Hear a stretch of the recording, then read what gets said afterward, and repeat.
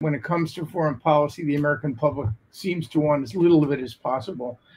But despite that, I think looking at almost 4 years of the Biden administration, you'd have to admit that the administration's been confronted by a whirlwind of foreign policy challenges.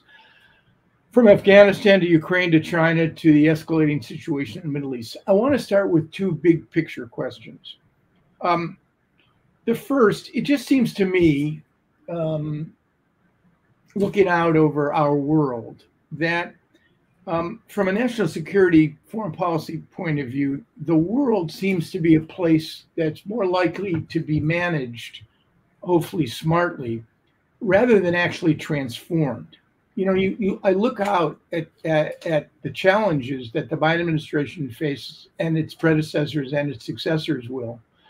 You know, I see problems that don't have solutions or determinative or comprehensive outcomes, from China to Iran to North Korea, to what to do about nuclear proliferation.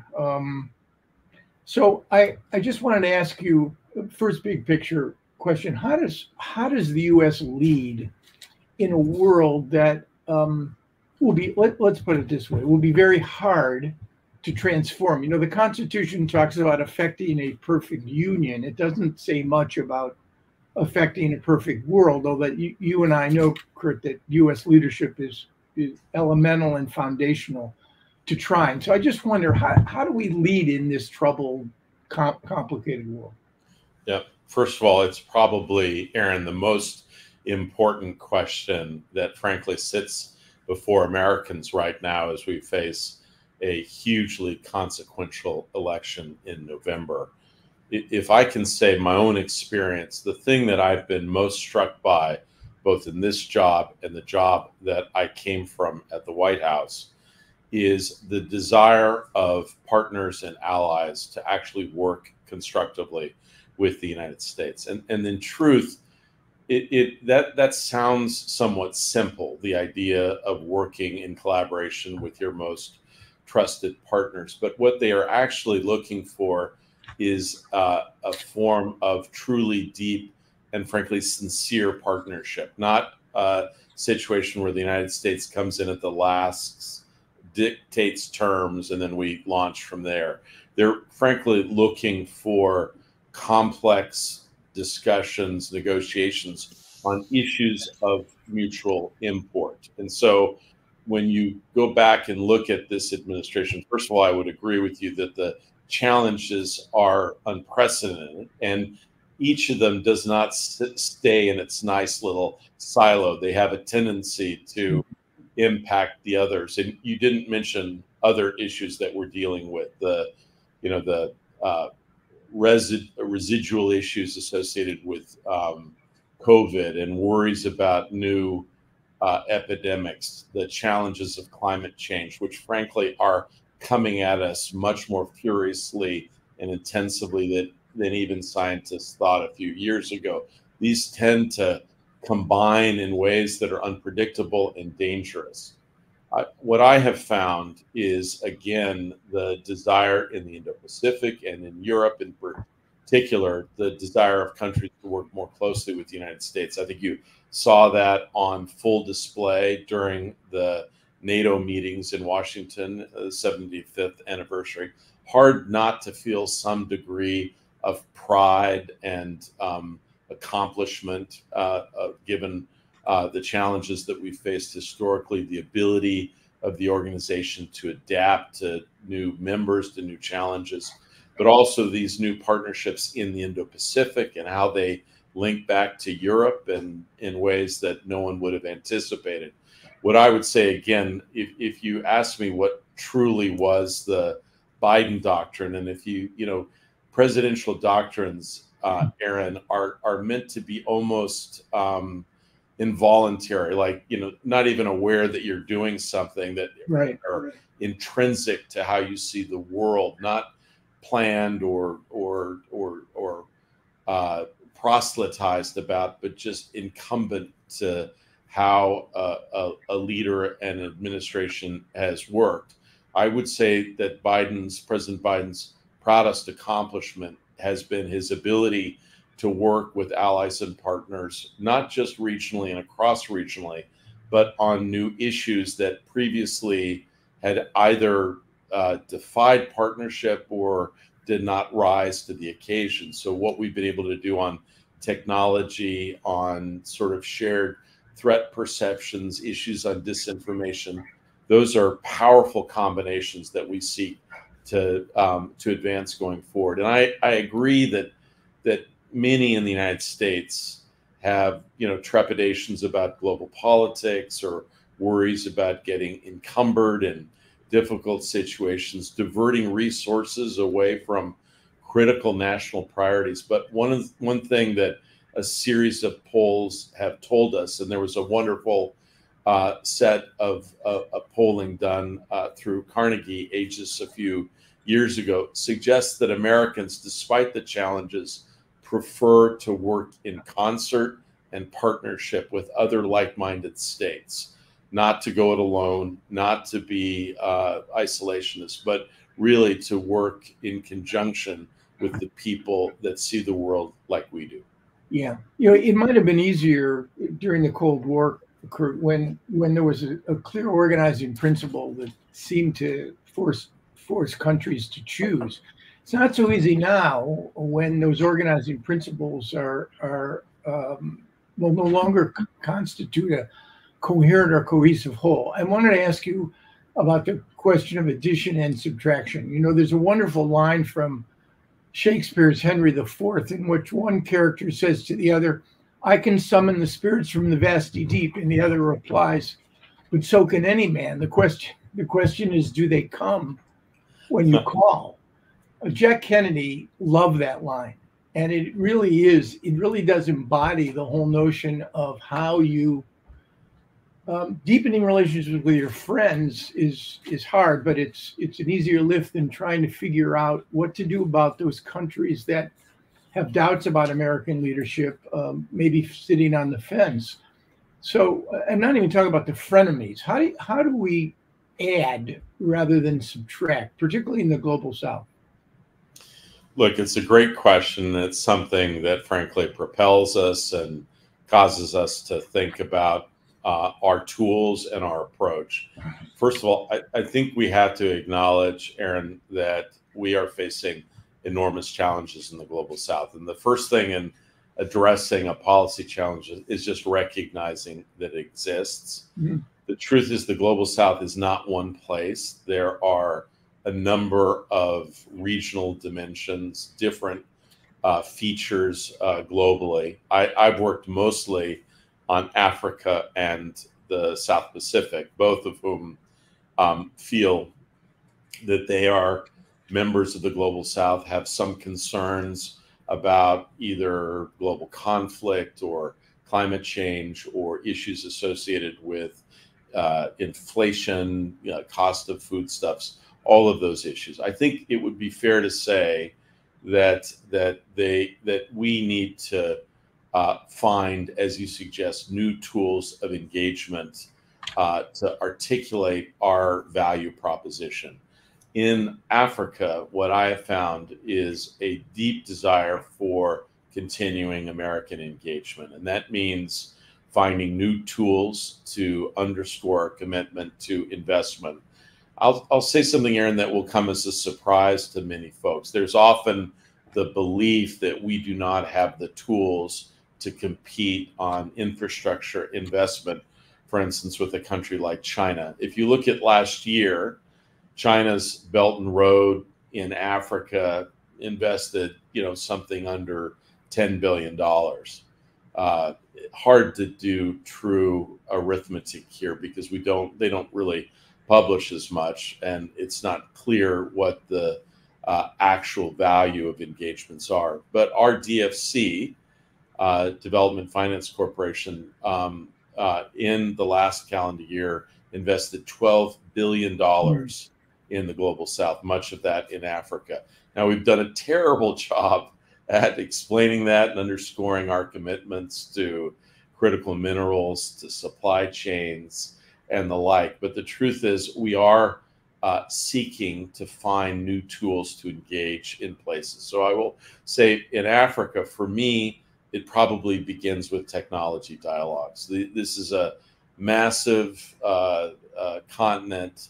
In the next couple of years will probably approach 40% of the global population. Tremendous interest in technology, the additive qualities, the potential to leapfrog in terms of certain capacities.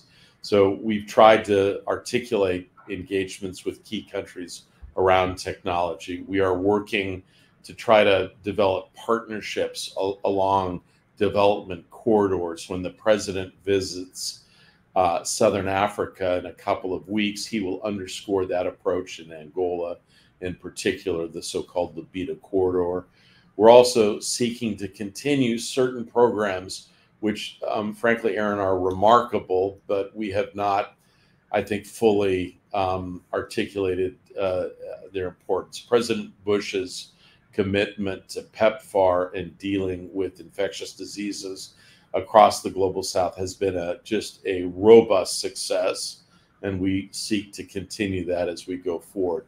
In truth, some of the things that these countries are looking for, big stadiums for sports, leadership houses, and things like that, that China provides, that's not what we're in the business of providing. We're much more about wherewithal for the people. If you look at our projects, they involve a huge amount of local training, what we call skilling, to bring people more into the work stream of the host country.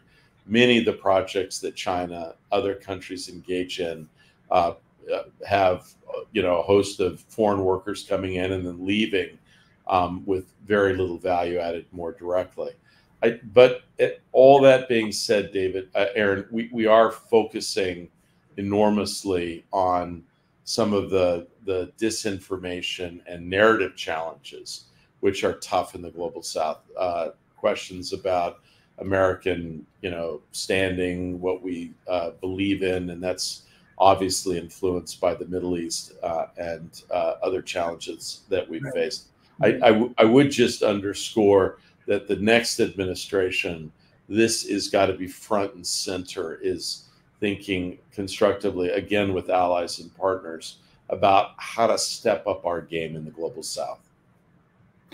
A lot of that has to do, I suspect, with the value proposition and the seeming contradictions and anomalies and even hypocrisies that many countries see in U.S. foreign policy, whether it's trying to draw parallels between Ukraine and Russia's invasion in Gaza.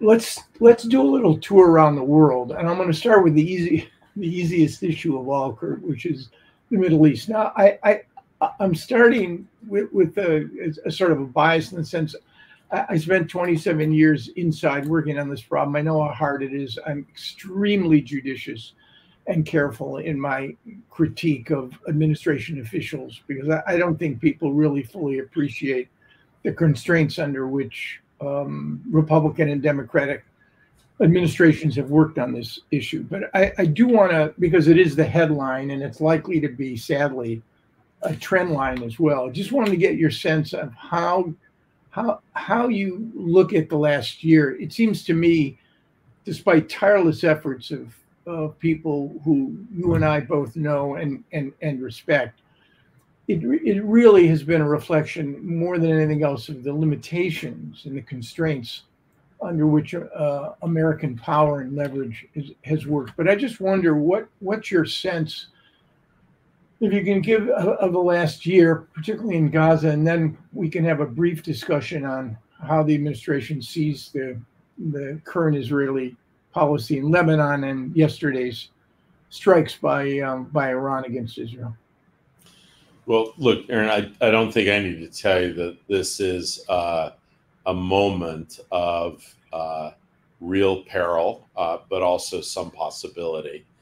I think we have to be careful about predicting what's going to come next. I would say that what I've seen over the course of the last year is an incredibly determined, capable group of people in the United States that are seeking outcomes in the Middle East that would preserve a secure and stable Israel, a just two-state solution.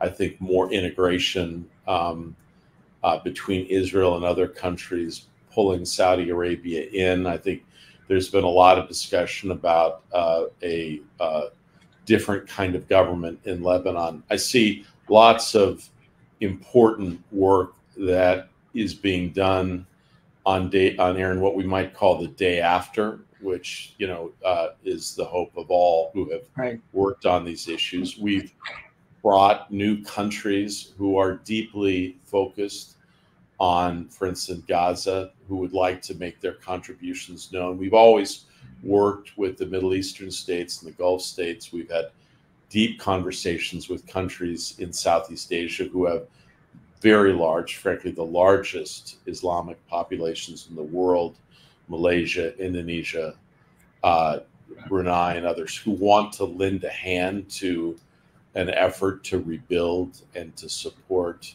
in Gaza and in the West Bank.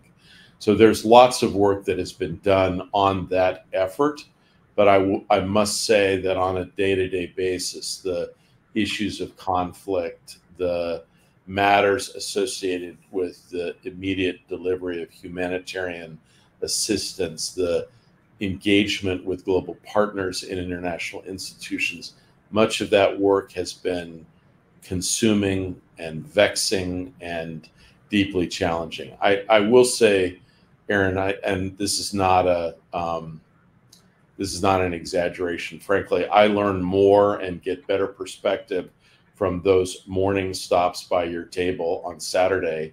I'm not going to reveal where we meet because I don't want other people to go there. Frankly, than a lot of discussions that I've had. I will just say that many of the colleagues that I've worked with at the State Department are some of the most professional and devoted and determined public servants. I think what I've seen among them is an enormous sense of concern, just sadness, tremendous. They worked basically around the clock for a year now, and it would be hard at this moment to say that the immediate future is as optimistic as any of us would want to see. Yeah, I mean, one of the central relationships is the U.S.-Israeli relationship, and I mean, we could talk for the rest of the session on the ups and downs over the course of the past year. But I want to ask you a question geared to Iran. The president is going to talk to Prime Minister Netanyahu today. Apparently, it's being reported before the beginning of the Jewish holiday of Rosh Hashanah. And clearly, the issue of Israeli response to 180 plus ballistic missiles launched at Israel yesterday. 2 Israelis lightly wounded. Ironically, a Palestinian from Gaza, a man was killed in Jericho. I just wonder, the Israelis have not yet responded. How much consultation and coordination is going on in this critically 24 to 48 hour period, maybe longer, in which the Israelis evaluate precisely how they are going to respond? I think response is inevitable. But I just wonder, in view of the call and other reports of the importance of coordination, how do you read all that, Kurt?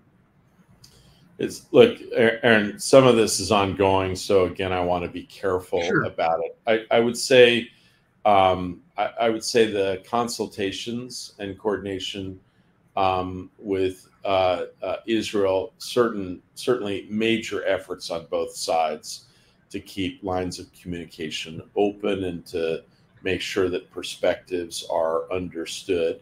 There have been moments of surprise. I don't think that's a secret over the course of the last couple of months. I think, in truth, what you're talking about with respect to the Iranian attack on Israel, it is not just Israel that is thinking about its response options. It is also the United States. Yeah. So you've heard very clearly what the president has stated, that this is, or from National Security Advisor Jake Sullivan reporting this, what we view what Iran has undertaken is deeply irresponsible, escalatory, and dangerous, and that there must be a return message. And so I think there are some deliberations that are ongoing. At the same time, I think we recognize, as important as a response of some kind should be, there is a recognition that the region is really balancing on a knife's edge, and real concerns about a even broader escalation or a continuing one, not just simply an exchange of sort of isolated salvos, but of more sustained hostility, which could imperil not just Israel, but our strategic interests as well. So I think what the administration has sought, and what the president will seek to do with Israel, is to compare notes, to recognize that much of what Israel is doing is legitimate. The attacks from Lebanon into Israel have been destabilizing, and they have complicated the already dangerous situation that we're facing with Hamas. So I think we tried to underscore our support for some of the actions that Israel has taken. I think we have real wariness about a extended or substantial ground set of operations in Lebanon. I think the truth is, when we compare notes on that, it is also the Israelis, Aaron, who have anxieties from previous experiences. So those discussions are ongoing. I will say our consistent view is to try to move, if it ever possible, to a situation in which there is a pause or a period of restraint by all actors to begin a process of more constructive way and path forward.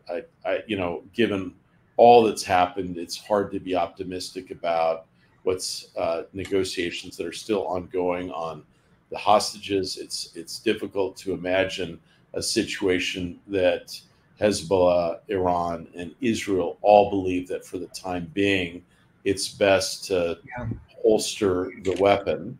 But that, I think, will be the consistent role of American diplomacy, and what the President, Secretary Blinken, National Security Advisor Sullivan, a huge amount of our time is mustering surrounding voices in the region, other players in Europe, to weigh in about the larger interests that are in play here, not only global shipping through the Red Sea, but also substantial movements of people that are destabilizing, humanitarian challenges that are presenting us urgent options. So I think the likely engagements over the next few days are to try to align as much as we can perspectives between Israel and the United States. We've stated all along our determination to support Israel. Its security challenges are real. Their responses are legitimate. But at the same time, I think we also recognize that the longer that these conflicts go on, the challenges and the uncertainties associated with unpredictable issues associated with escalation, they're just very real, Aaron. So I think what I can tell you is the amount of time and focus that this is taking from our senior leadership cannot be underestimated. Yeah. I mean, what you seem to be saying, Kurt, is that April 13, 14, the president encouraged the Israelis, when the Iranians launched 300 high trajectory weapons, most of which didn't even enter Israeli airspace. But he encouraged them to take the win, and they responded with a standoff strike against a S-300 radar facility in Isfahan. This time around, it seems, administration is trying to find a balance. Jake Sullivan talked about severe consequences. The president used the word fully 3 times when he was asked the other day whether the U.S. supports Israel.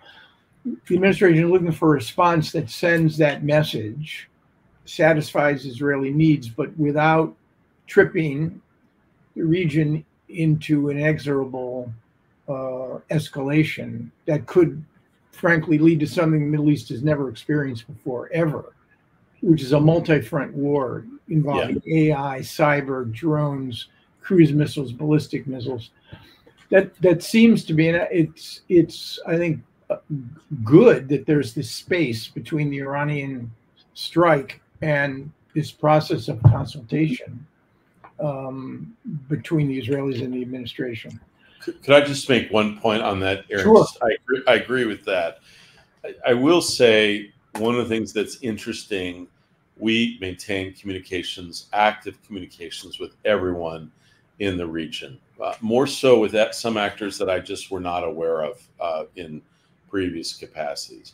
I would say at a general proposition that most of the major actors do not seek or desire, certainly in the current context, a wider escalating conflict in the Middle East. In fact, what drives many of the actors is an effort to either reinforce deterrence or a sense of purpose, or demonstrate that we still have agency, and those actions then can create responses and the like. And so I think what's interesting here, Aaron, is I don't see the some of the indicators of a desire for a broadly escalatory set of engagements. I think there's a recognition that is dangerous. Second, I will also say, for all the questions about the effectiveness of American diplomacy and the challenges, it is clear that we play the essential role keeping all these various doors of communication and subtle signaling open. And without us, that would not be happening. And so I am confident that right now that our dominant message is, let's take great care in whatever we do with respect to Iran. I will say those actions, what Iran has done with Hezbollah, not that it needed any clarifying, but has certainly reinforced, for instance, with European friends and partners, the concerns of what Iran has been doing. And I think there had been the view a new government in Iran could be, worked with in a different way. I think this has been helpful and clarifying in that context going forward. I do also believe that that despite the fact that Israeli military and other leaders are, at least to date, moderately satisfied with the outcome of what they've undertaken against Hezbollah, there is also a worry about taking that too far and becoming overextended. Yeah. And so I will tell you, some of those conversations are somewhat reassuring. Yeah, I mean, I'd only add that before we got on, there was a CNN report that 8 Israeli soldiers were killed in intense fighting in southern Lebanon with Hezbollah. I think the Israeli experience in Lebanon, 82 to 2000, was a very unhappy one. Yes, to say the least. And I think they are aware of that. I want to turn now to an area that you've covered, spent a lot of time on, and that's China.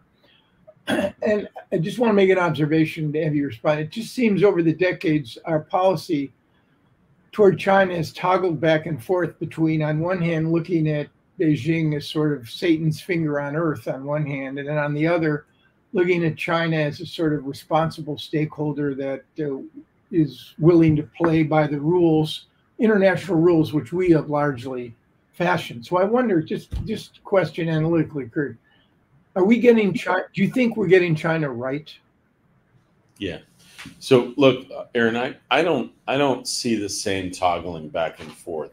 I see more a process that has evolved over time, and I'll just say a couple things about that. I think no country had and has been more engaged in the project of pulling China first into the 20th century and all the possibilities of global supply chains, development, manufacturing. We were the key country that helped China along that path, beginning with the opening. And, you know, what China's accomplished is due to the hard work of the Chinese people, but it is undeniable that we've provided some of the larger context.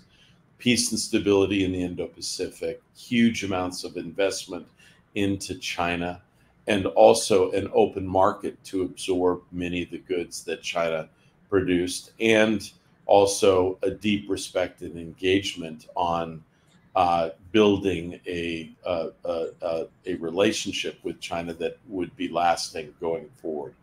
I think for a variety of reasons, over the course of the last decade and a half, it is not just Xi Jinping, but it is a China that believes first that the United States is in decline. They've always had some anxieties about American leadership, whether those involve a view that the United States sees, you know, the possibility of regime change in Beijing. That's always been an animating concern. But for a variety of reasons, a sense that it's China's time to assert itself and to help move the United States off the global stage. Now, much of that is not explicit, although some of it is under Xi. President Xi is much more outspoken in his written and public language about Chinese aspirations than any previous Chinese leader. And at the same time, a sense that the United States doesn't have the wherewithal to maintain its leadership position. The one thing I would just simply like comment to you about is I do believe the United States with other countries have been involved, Aaron, in a project to build what you might describe as an operating system in the Indo-Pacific and globally that has led to this remarkable set of achievements, of which, frankly, I would argue that China is the largest beneficiary of. I think some of the changes that President Xi and China wants to make now would go at the very heart of that operating system in ways that are antithetical to our interests and the interests of our allies and partners. And so I think what the United States has sought to do is not to contain or constrain China. In many respects, we are responding to a China that is more assertive, more aggressive, and that are challenging elements of this operating system: peaceful resolution of disputes, navigational confidence, law of the sea, rule of law, contracts. You can go through all that sort of complex fabric that make up this operating system, Aaron. And so I think we're in a period of contesting that now. And I would tell you, I think one of the reasons why we've had such success, particularly in the Indo-Pacific and parts of Europe, in bringing partners along, is that many of these countries share concerns about the recent directions of Chinese foreign policy and the like. And so I think this trajectory that you described is more a result and a response to what is taking place in China. I don't see us like skipping around. I think that process is measurable and will likely continue. There are going to be those who say, let's go back to the 90s, let's go back to engagement. I think in many respects, we've transcended that into a new period in which the dominant paradigm is competition. Right. We need to recognize that. We want that competition to be stable and not trend to conflict. And that's why we try to build mechanisms of dialogue and consultation and work with allies and partners. But I think that's the directional indicators ahead. I will also say that China plays a huge role, an increasing role in the Middle East. We've talked, you and I, Aaron, about the diplomacy efforts on the part of China in the Gulf with Gulf partners working on technology. But I'll also give you a sense that we are always seeking opportunities where possible, whether it's on fentanyl or technology, to find some common ground with China. And I'll give you an example. We immediately after the Houthis started attacking shipping through the Red Sea, we approached Chinese interlocutors to work with us or some element of the international community on trying to protect this shipping that has a huge amount to do with Chinese, wherewithal, by using their squadron in Djibouti in ways that they did in the 1990s together with us to deal with piracy. And we thought that there was a real chance that China would say yes, because the shipping that was affected had so much to do with China's lifeblood. After sort of studying it for a while, we realized that what the Chinese had tried to do, rather than joining with any kind of international naval consortium, would be to instead take actions to communicate directly with the Houthis about, look, these are our ships, these aren't our ships, target different ships. Now that's just profoundly unhelpful and suggests an approach to the global commons that we have real concerns over. Yeah, I wish we had more time. I have many more questions on China, but we're actually running out of time. I didn't want to spend as much time on the Middle East as we did, but we ended up, which I think was worthwhile. Aaron, the truth is these dialogues in some respects mimic the activities of government. We'd love to have, time to spend on all the things that are urgent, but sometimes we're drawn to the immediate. Yeah, it's the one defining difference between the academy and government, the absence of time and space in government. So I have two questions for you. Number one, Ukraine. The logic of our support for Ukraine, I assume, is based on the notion that if we can alter Vladimir Putin's calculations on the battlefield, then maybe you could create a situation where Putin would be forced, either as a consequence of a real hurting stalemate, probably unlikely, to come to the negotiating table. So in that issue, have we been too risk averse? I realize the dangers of escalation, greatly realize them.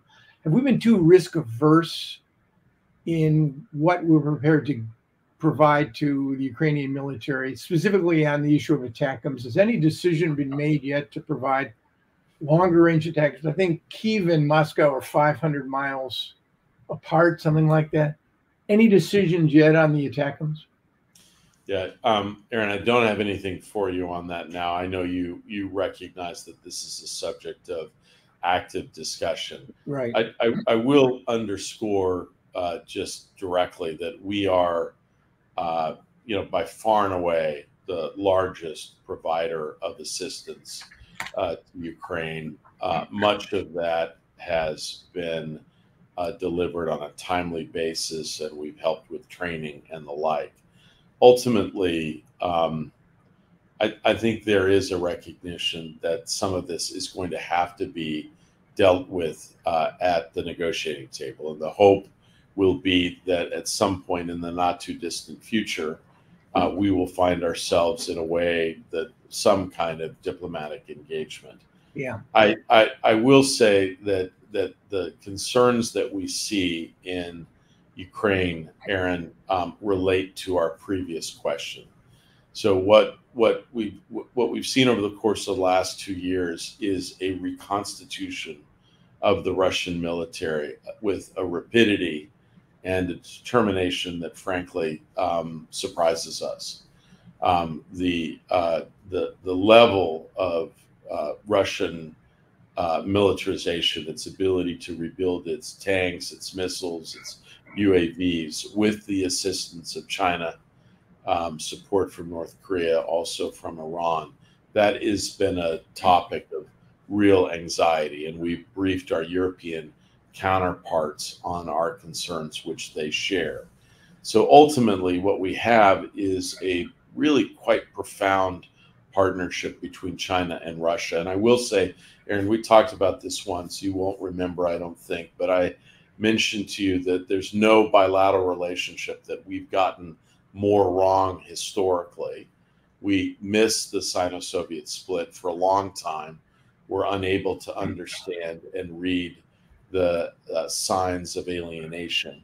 Over the last 10 years, we've frankly missed that the incredible opening that Kissinger had made, ushering China more into the global West, that the major project that President Xi is involved in is a profound deepening of relations between China and Russia, much more so than is widely understood. It's probably the most formidable and important bilateral engagement globally today that we have to take note of and respond to.